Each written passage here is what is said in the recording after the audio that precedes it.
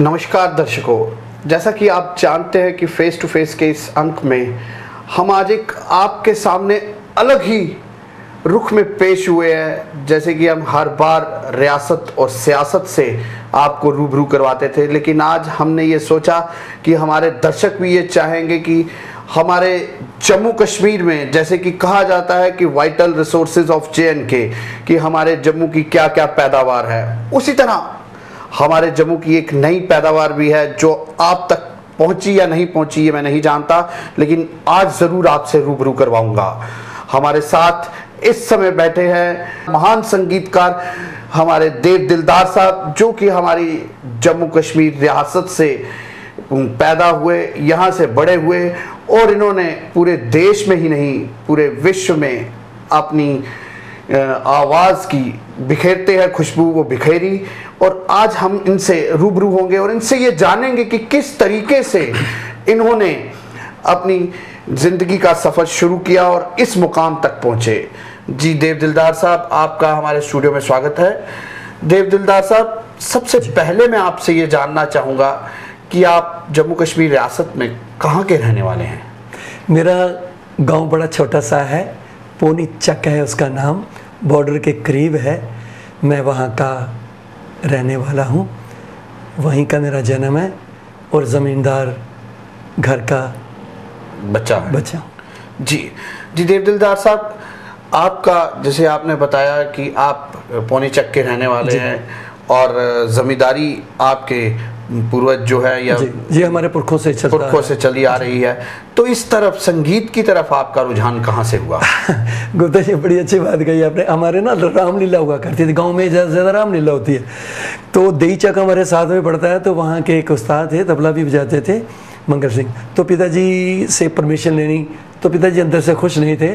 वो कहते थे ये गवैया गुइया छड़ पर तू क्या करना है गायकी में, पर अंदर एक चाहना थी, आग थी कि वहाँ ऐसा होता है, ऐसा था, तो बस एक जुनून था। वहाँ जाते थे, वहाँ से चटक पड़ी।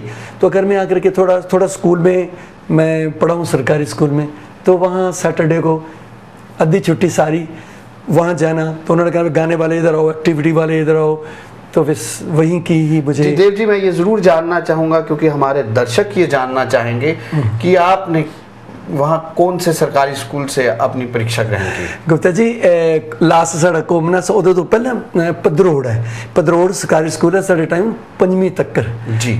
तो मैं उत्थे पढ़िया। उस बाद फिर ग्रां साढ़ा अपना स्कूल बनी आ, फिर 8वीं तक, फिर अगे बढ़िया अक्कलपुर, बढ़िया थोड़ी क्लासा करिए, फिर 10वीं की। 10वीं के बाद फिर मैं जम्मू आया, music and fine arts admission ली, BA की, फिर दिल्ली मौका मिलया, फिर पेरेंट्स भी थोड़े ले पे हैल्प करन। ग्राई बच्चे डरना सही बड़ा होंदा हा, अगे बधना घट डरपोक होंदे, क्योंकि ग्राई साड़ी मावा, गुप्ता यकीन करो, साढ़े माता याद है, ओए सड़क पासा नहीं जाया, कंडक्टर गड्डी च भालिए ले जा। देव जी, एक माफ़ी चाहूँगा, बीच में रोक रहा हूँ क्योंकि मैं समझ सकता हूँ कि आपकी जो भावनाएं हैं उसको आप रोक नहीं पा रहे, लेकिन आपको देखने वाले दर्शक बड़े बड़े दूर दराज एरिया में भी है इस मुल्क के, तो मैं आपसे गुजारिश करूंगा। मैं भी मुश्किल हूँ जो आपने मुझे आज अपने घर में अपने परिवार के साथ मिलाए ना गुप्ता जी, मैं बहुत बहुत धन्यवाद देता हूँ। डोगरी जो है हमारी एक बड़ी खंड मीठी भाषा है, बिल्कुल जम्मू कश्मीर की, खासकर जम्मू की। लेकिन जो लोग आपको आंध्र प्रदेश में और जो लोग आपको पंजाब में और जो लोग महाराष्ट्र में देख रहे होंगे वो नहीं समझ पाएंगे, इसलिए मेरी गुजारिश है मैं हिंदी में बात कि आप हिंदी में बिल्कुल ठीक हमसे बात करें। जी देव दिलदार जी, एक चीज़ और अहम पूछना चाहूँगा आपसे जी, कि आप जैसे आपने कहा कि मेरा ये सफ़र स्कूल में पढ़ के और उसी स्कूल में सीखा आपने, और अब आप पहुँचे जम्मू पहुँच के आपने फाइन एंड आर्ट्स एकेडमी में मुख्तलिफ जगहों पे आपने सीखा। फिर उसके बाद आपने क्या सोचा बाहर जाने का? हाँ गुप्ता जी, ऐसा होगा, जब मैं दिल्ली गया, वहाँ जाकर मैंने BA तो मैंने यहाँ की, MA वहाँ की। फिर गुरुजी हमारे RC दसक्कर, वो मुझे कहते थे कि तेरा आवाज़ अच्छा है तो क्लासिक ही कर। फिर हमारे यहाँ फिल्मी गीत, पंजाबी गीत, यही सब होता था। तो मैंने कहा गुरुजी मैं मुझे तो वो पता नहीं चलता है वो क्या होता है, लेकिन आप मुझे जो आता है वो मुझे करवाइए। तो ये उनकी बड़ी कृपा रही हमारे सर पे, मेर भरा हाथ रहा। आज उन्हीं की बख्शिश है जो मैं गुप्ता जी आज वर्ल्ड लेवल पे अगर गया हूँ। अगर मुझे रागों की पहचान ना होती, मैं खूब पोइट्री को पढ़ने वाला कलाकार ना होता।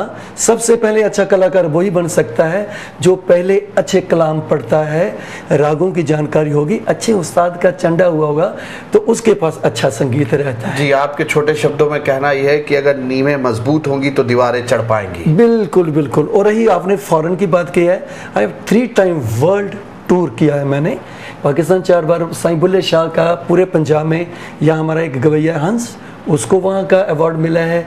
दूसरा आपका भाई, मैं देव दिलदार बैठा हूँ आपके सामने, मुझे परिवार का आशीर्वाद और मेरे चाहने वालों का आशीर्वाद, उनकी वजह से मुझे भी वो प्राप्त है। जी देव दिलदार साहब, एक और चीज़ अहम आपसे पूछना चाहूँगा कि जो आज रॉक पॉप इसका युग चल रहा है, तो आपने सूफीज़म की तरफ ही क्यों रुख किया? गुप्ता जी आप बेहतर जानते हैं, जो देसी घी है, अब कितने ऑयल चल पड़े हैं, ये है वो है, इसमें भी पराठा बन जाएगा उसमें, लेकिन जो देसी घी है देसी ही है। इसी तरीके से जो हिंदुस्तान का प्योर संगीत, शास्त्रीय संगीत है, भक्ति वाला संगीत है, सूफी संगीत है, बाकी चीज़ें आती हैं अलोप हो जाती हैं, आती हैं अलोप हो जाती हैं, लेकिन ये सनातन का दिया हुआ हमें बहुत बड़ा एक ये तोहफा है, जो शास्त्रीय संगीत है हमारे देवी देवताओं का, पीरों का, फकीरों का। मतलब आप मानते हैं कि ये जो है, आपने ये सोच रखी कि अगर मैं कुछ भी करूँगा तो वो अपने देश के लिए और एक अपनी संस्कृति को सोचते हुए करूँगा। गुप्ता ये एक और मेरे दिल की बात है, कह दूँ? हाँ हाँ ज़रूर। जम्मू कश्मीर में वाणी में लिखा है कि 4 वर्णों को दे उपदेश। 4 वर्ण यहाँ हैं, हिंदू, मुस्लिम, सिख, ईसाई। एक श्लोक सुनाना चाहूँगा आपको, अगर आप इजाज़त दें। जी जी। कबीर साहब ने जब इस खुदा की रहमत को हासिल किया तो उन्होंने लिखा कि ए मानव, तू हिंदू भी पैदा नहीं हुआ, मुसलमान भी पैदा नहीं हुआ, सिख ईसाई पैदा नहीं हुआ, तो एक इंसान पर अव्वल गल्ला नूर पाया, कुदरत के सब बंदे,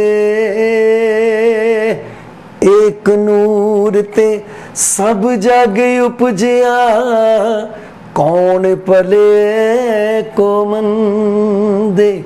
इसलिए जो नरोआ संगीत है वो शास्त्रीय संगीत है, चाहे हम सूफी चुन लें या अच्छी गज़ल चुन लें, भजन चुन लें, कुछ भी चुन लें, ये मजबूत संगीत है और दिल को जो खुराक दे, इंसान को गिरे हुए को उठा दे और मचले को इंसान बना दे, वो सिर्फ केवल शास्त्रीय संगीत। जी बिल्कुल, ये तो आपकी बात बिल्कुल सराहनीय है कि ये हमारा शास्त्रीय संगीत बहुत पूज्य और ऊपर माना जाता है सभी संगीतों से। जी एक और चीज़ आपसे ये मैं जानना चाहूँगा, जो कि हमारे दर्शक भी जानना चाहेंगे, हमारी नॉलेज में बहुत कम है। हमारे जम्मू कश्मीर रियासत से अभी तक कितने ऐसे संगीतकार हुए हैं जिन्होंने जम्मू कश्मीर रियासत का नाम पूरे मुल्क में नहीं पूरे विश्व में चमकाया है? मैं आपको बताना चाहता हूँ, हमारे शिव कुमार हमारे घराने से ही ताल्लुक़ रखते हैं। वो उनके पिताजी रेडियो पे थे। अब उन्होंने देखा यहाँ मुश्किलातें जो वो ज़्यादा हैं और एक अच्छा टैलेंट जो है वो ख़त्म हो सकता है जब मुश्किलें करें। गाने की इच्छा है, कोई मौका नहीं है, ऊपर उठने की इच्छा है, कोई चांस नहीं है, तो उन्होंने भी अपने बेटे को यही कहा कि तुम कूच करो यहाँ से। मुझे भी मेरे पिताजी कहते थे, भाई अगर पहलवान बनना है तो बड़ी माली का हो, नहीं तो छोड़ो। तो मैंने कुछ समय उनसे मांगा, उन्होंने कृपा दी कि तुम आगे बढ़ो, हम तुझे सपोर्ट करेंगे। तो आज कर्म है हमारे पिताजी का, माताजी का, फैमिली का, और ख़ासकर मेरे दोस्तों ने मुझे बहुत सपोर्ट किया। धक्के मार मार के मुझे कहते थे, आउट, तुम बाहर जाओ, देखो ज़रा टैलेंटेड हो, अपने टैलेंट को बाहर लेके जाओ। वो गुप्ता जी मैंने उनका वचन मान लिया। आज मैं आपके सामने बैठा हूँ। 3 बार मैंने वर्ल्ड टूर किया है, हर जगह। देव दिलदार जी मैं आपकी बात से बिल्कुल सहमत हूँ। एक चीज़ बड़ी मज़ेदार आपसे पूछना चाहूँगा, क्योंकि दर्शक देख रहे हैं और जानना भी ज़रूर चाहेंगे। जी। अपने जीवन की कोई एक खट्टी मीठी बात बताइए जो आज भी आपको याद रहती है। मैं बताता हूँ, मैंने जीवन में नहीं सोचा था कि मैं भी बाहर जा पाऊँगा। और मुझे आशीर्वाद देते थे मेरे बड़े कि तुम इसी तरीके से चलते रहना, मेहनती रहना, तुम एक ना एक दिन ज़रूर उस मंजिल पे पहुंचोगे। 1997 में गुप्ता जी फर्स्ट टाइम मेरा वीज़ा लगा था, मेरी स्टेटमेंट थी 152 रुपये, बैंक की स्टेटमेंट मेरी, क्योंकि मैं ज़मींदार हूँ। ज़मीन को हलाना, मतलब उसमें हराना काटना हमें आता था। ये नहीं पता था कि वीज़े लगवाने के लिए लाखों रुपए की ज़रूरत है। तो वीज़ा ऑफिसर मुस्कुराने लगा और हंसने लगा कि भाई you are the first person कि जिसकी स्टेटमेंट टोटल 152 रुपये है। और इतना खुश हुआ, मुझे कहता है कि बोलो कितने देर का वीज़ा दे दूँ, 6 महीने का, साल का, 2 का? मैंने कि नहीं, मुझे सिर्फ 3 महीने का टूर है, आप 90 डेज का ही दीजिए। और 90 डेज का दिया, फिर थोड़ा घूमोगे नहीं, मैं कहा जी 5 डेज घूमूंगा। तो वो मुझे 95 डेज का वीज़ा मिला। वो मुझे प्राउड है कि मैं ऐसी धरती का पैदा हुआ, मेहनती किसान का पुत्र हूँ, जिनके रहमो करम से मुझे फर्स्ट टाइम जब 152 रुपये ओनली मेरी स्टेटमेंट बैंक की, और मुझे फिर भी वीज़ा मिला, तो मैं अपने 33 करोड़ देव देवता को धन्यवाद देता हूँ। आप जैसे मित्रों को जिन्होंने मुझे कहा चलो निकलो आगे बढ़ो। चले, ये तो ऊपर वाले के रहम है जी। एक और चीज आपसे ये जानना, अच्छा ये खट्टी मीठी बात ही करिए जी। बिल्कुल बिल्कुल। 152 रुपए और 1 साल का वीजा मिल गया मुझे जी। बिल्कुल 95 दिन का आपको वीजा मिला। इसमें नहीं 1 साल का दिया, मैंने कहा मैं 95 दिन में वापस आऊंगा। अच्छा, उन्होंने अपनी खुशी से आपको 1 साल का दे। जी बिल्कुल, ये तो बड़ी मजेदार बात है। देवदिलदार साहब एक चीज और आपसे बड़ी अहम पूछने वाला हूँ इस समय। ये बहुत अहम प्रश्न है हमारी रियासत के लिए, जिससे आपके इस उत्तर से बहुत नौजवानों को इंस्पिरेशन मिलेगी। देवदिलदार साहब, जैसा कि आप जानते हैं, आप इस मिट्टी से जुड़े हुए हैं। बिल्कुल। जम्मू कश्मीर रियासत की, जम्मू कश्मीर रियासत, खासकर कश्मीर हमारा आज कम से कम 22-25 सालों से पनप रहा है आतंकवाद की चपेट में। लेकिन आज हमारी रियासती सरकार ने और सेंट्रल गवर्नमेंट ने उनके इरादों को नस्ते नाबूद किया, और आज फिर यहाँ से खुशहाली हरियाली आ रही है। लेकिन जो इन 20-22 सालों में जो बच्चा पैदा होके बड़ा हुआ, उसने गोली पत्थर इन चीज़ों के अलावा कुछ नहीं देखा, बहुत कुछ देखा। मैं चाहूँगा जिस तरीके से आपने अपनी रियासत का नाम पूरे देश में ही नहीं पूरे विश्व में चमकाया, तो मैं ये चाहूँगा कि कुछ उन बच्चों को भी आप ऐसा मैसेज दें जिससे वो बच्चे उस राह को छोड़ के आज इधर आ जाए, इस तरफ आ जाए। कई बच्चे आज नशे की तरफ हैं, कई बच्चे इस तरफ हैं। तो मैं ये जरूर चाहूंगा कि आप उनको कुछ ऐसा बताएं जिससे वो संगीत की गुप्ता तरफ। जी बड़ी सिंपल बात है जी। कितने कल्चर बिग हैं हमारे पास, रेडियो स्टेशन है, दूरदर्शन है, इंफॉर्मेशन है, कल्चरल एकेडमी है, और भी बहुत सारे हैं, नेहरू युवा केंद्र है। इन सब को संगीत के लिए बड़ी ग्रांट आती है। मैं दावे से कहता हूँ इन लोगों को वो बताएं कि कितने प्रोग्राम देते हैं वो। मैं फॉरेन में भी जाता हूँ, वहाँ भी गाता हूँ, रोश वाला मैंने दिल भरो पोषण बहारा यूर भरो।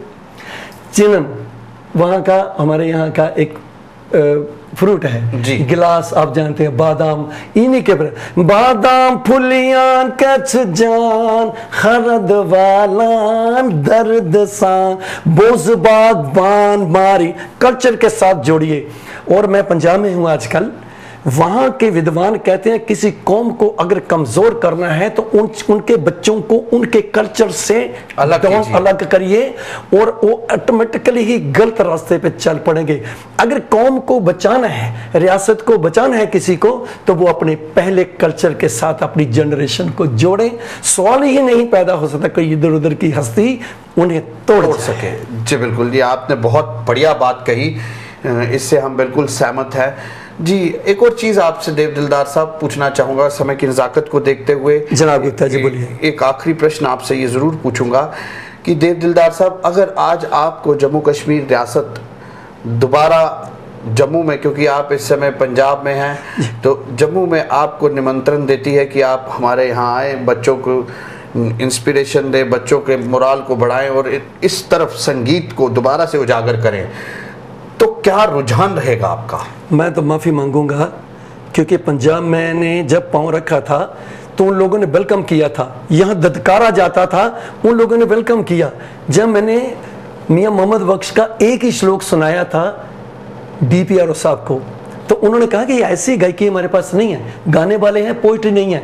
क्योंकि मैं जम्मू कश्मीर का हूं, जितना सूफी, जितना पोइट्री का भरा हुआ महासागर जम्मू कश्मीर में है, मैंने पूरा वर्ल्ड घूमा है, मुझे नहीं ऐसा कुछ नजर आया। गुप्ता जी माफी चाहूंगा इस बात के लिए, लेकिन हमारे यहाँ हमारे पोइट्री का, हमारे कल्चर का, हमारे नौजवानों का जो सत्यानाश हुआ है, सबसे बड़ी जो हमारे अंदर कमी रही है इसी बात की रही है। ना ही हमने लाइब्रेरियां बनाई, कोई लाइब्रेरी होगी वहां जाकर के धूल मिट्टी होगी। मैं कल्चर एकेडमी गया था, मुझे 11 वॉल्यूम मिले, वो मैंने सारे पढ़े, उसमें डोगरी भी की, ऐसे ऐसे डोगरी भजन, माता की भेंटें, हमारे कल्चर के ऊपर। मैंने एक पाकिस्तान में वो मैंने बुक मंगवाई थी डोगरी की, एक बोल सुनाऊं आपको। हाँ, नच सोनी जई मुटियार विच वेड़े दा। तो जब मैंने उसको पढ़ा, मैं तो पंजाब में ही देखता हूँ नचना, हंसना, हंसाना, भंगड़ा, मुस्कुराना, गाना, यार हमारे यहाँ नहीं है, हमारे यहाँ है। सब सिर्फ हमारे जो आगू हैं उसके ऊपर कपड़ा डाल के अपनी मस्ती को, अपनी ऐश को देखते हैं। इसलिए गुप्ता जी माफी मांग के बात करूंगा कि हमारी जनरेशन को झटका लग रहा है, तभी वो अगर थोड़े बहुत मूव हो रहे हैं इसलिए हो रहे हैं। जी, इस बारे में ज़रूर देव दिलदार साहब आपने बड़ी अहम बात कही, इस बारे में ज़रूर हम लोग CM साहब से भी बात करेंगे, और हो सकता है कि CM साहब आपके इस प्रोग्राम को देख भी रहे हो। मेरे पास गुप्ता जी मैंने आपको मिलाए थे 2 बच्चे, वो बच्चे मेरे 8 स्टूडेंट हैं जो जम्मू से लुधियाना आते हैं मेरे पास सीखने के लिए। किसी को भी अगली बार इंटरव्यू में बुला करके पूछ लीजिए कि देव दिलदार ने तुम लोगों से कभी चार्जेस लिया है खाने का, रहने का? हाँ, वो यहाँ से ट्रेन पकड़ते हैं, मेरे पास पहुँचते हैं, उधर से गाड़ी पे मैं बिठा देता हूँ। तो जम्मू कश्मीर के लिए मेरे अंदर आज भी उतनी ही आग है, अपने कल्चर के लिए जज्बा है, अपने नौजवानों के लिए। अगर वो यस करते हैं मेरे पास आने के लिए, तो लुधियाना रहने के लिए, खाने के लिए, आने जाने के लिए मैं जिम्मा लूँगा, वो मेरे पास आए। क्योंकि यहाँ जो टंग खिंचा है ना, मैं उससे बड़ा परेशान है। जी बिल्कुल, ये बात तो सही है, क्योंकि देव दिलदार साहब आपका मानना भी ठीक है, क्योंकि हम लोगों को अभी इतना एक्सपोजर भी नहीं मिला, क्योंकि ड्यू टू मिलिटेंसी भी, और मिलिटेंसी के बाद भी जो हमें एक्सपोजर मिला उस पर आपने ठीक कहा कि कपड़ा पड़ा हुआ है। जो लोग सोचते हैं सिर्फ अपने लिए ही सोचते हैं, बिल्कुल, और वो किसी के लिए नहीं सोचते। इस पर ज़रूर कुछ ना कुछ करने की ज़रूरत है हमारी रियासत को, और हम चाहेंगे कि अगर CM साहब हमारी आवाज़ सुन रहे हो तो इस पर ज़रूर गौर करें। जी देव दिलदार साहब, समय हमारे पास कम है, मैं ये ज़रूर चाहूँगा कि एक आपकी जो सबसे अच्छी सूफियाना गज़ल जो है वो लोगों तक पहुँचे, लोग उसको सुने जो आपको सबसे पसंद है, ताकि लोगों में ये देख के इंस्पिरेशन आए कि देव दिलदार जी आज कहाँ है तो हम क्यों नहीं पहुँच सकते। जैसा कि मैंने आपसे रिक्वेस्ट की कि हमारे दर्शक आपकी आवाज़ को ज़रूर सुनना चाहेंगे, तो आपने बहुत बड़े बड़े लोगों की उनके श्लोकों को गाया है। मैं ये जानना चाहूँगा कि आप किस हस्ती के श्लोक को अब इस समय सुनाएंगे? बुल्ले शाह हाँ, आइए, दिल कुर्बान कबीर साहब भी गाए, मैंने तकरीबन सूफियों को गाया है। तो आइए एक श्लोक शुरू करते हैं, जिसमें अब मैं अपने जम्मू कश्मीर के एक बड़े ही महानाज सूफी शायर से करते हैं। मियाँ मोहम्मद बख्श ने अल्लाह को पाया तो क्या कहा? हुक्म ओदे बिन पता ना हिलदा, वहाँ कुदरत दे वाली, जीव जंत सब तेरी निगाह विच, हर पत्थर हर डाल। वाह वाह वाह वाह, धन्यवाद। तो आइए देखें, बुल्ले शाह कहते हैं, बुल्ले शाह ओ कौन है उत्तम तेरा यार, ओसे के हाथ कुरान है, ओसे के हाथ जुनार, बुलिया जैसी सूरत ऐनगी तैसी गैन पछान, एक नुक्ते दा फेर है भुलिया फिरे जहां। गुप्ता जी, सूफियों ने बड़ा साझा पैगाम दिया है। आइए देखें, कबीर साहब फरमाते हैं, अव्वल अल्लाह नूर पाया, कुदरत के सब बंदे, एक नूर ते सब जग उपजिया, कौन पले को मंगे। वाह जी वाह वाह वाह वाह। और शाह हुसैन भी बड़े मुरीद हुए हैं अल्लाह अपने मुर्शद के। वो लिखते हैं, सारा जग जान दसाया, मैनू तेरे मिलन दी आस, मेरे मन विच एहो है सजना, मैं सदा रहा तेरे पास। दर्शन दे दया कर, तेनू सिमरा सास गरास, कहे हुसैन फकीर ने मारा, तू साहिब में दास। वाह जी वाह वाह जी। और निजामुद्दीन औलिया देखिए मुर्शद के इश्क में, छाप तिलक सब छीनी रे, मुँह से नैना मिलाई के, नैना मिलाई के, अखियों में आई के, हो दिल में समाई के, बात अधम कह दी रे, मुँह से नैना मिलाई के। तो अपने मुर्शद के इश्क में कहते हैं, खुसरो निजाम के बल बल जई हो।